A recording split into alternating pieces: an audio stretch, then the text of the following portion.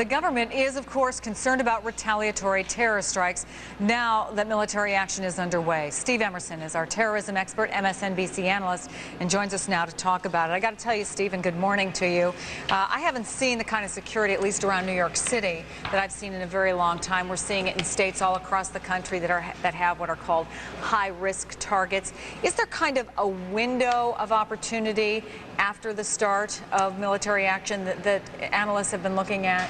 I think there's a window of exploitation that will be probably primed right after the U.S. starts hitting targets and unfortunately resulting in civilian casualties. The images of civilians getting hit in Baghdad or elsewhere in Iraq are probably going to be catalysts for Al-Qaeda and other militant Islamic groups to either initiate, conceive of, or actually carry out some type of terrorist attack, whether that be coordinated overseas or more likely the lone wolf or the personalized attack in the United States.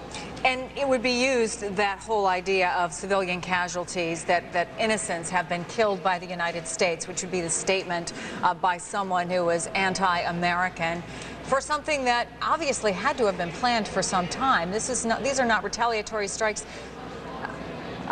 We're going to show you, actually, we're going to go to Dana Lewis. Dana looks like he is getting all geared up there. He was telling you before that we don't have communication with him, but and you see that he has the press sign on his back. But is that a siren that I'm hearing where he is?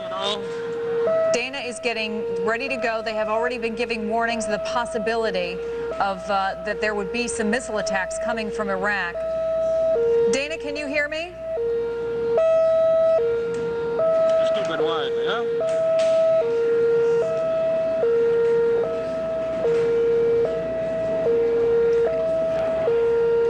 You can come in. We were saying just a little while ago, Dana Lewis is...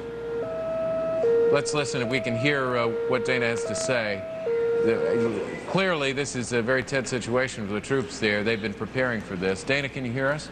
I guess he can't, but he is preparing, as all those troops have been preparing for the possibility that there might be a missile attack, Chris, as we've been talking about. And, you know, in some ways, these guys are sitting ducks. I mean, they're in bunkers, but how much are they protected if some sort of missile hits that area?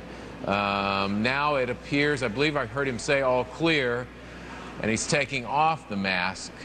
You know, we've seen this situation, Chris, all day long with the troops, with the journalists. 1 minute they get the air raid siren, they put on the mask, sometimes they put on the suits, a lot of fear, a lot of concern, and then they get the all clear. And we've been through this hour after hour after hour throughout the day. And if you want to put it in the context of where it is right now, we've been talking to our military analysts about this.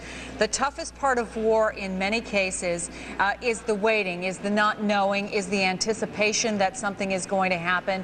Some of these troops have been already in the desert for a very long time, in some cases literally for months. They have talked about the fact that they want to get going. So throughout the day today, we have seen any number of instances in different locations where our correspondents are embedded with these troops, that they have had warnings, that they've had to put on the gas masks. In some cases they had to rush and put on their biochem suits.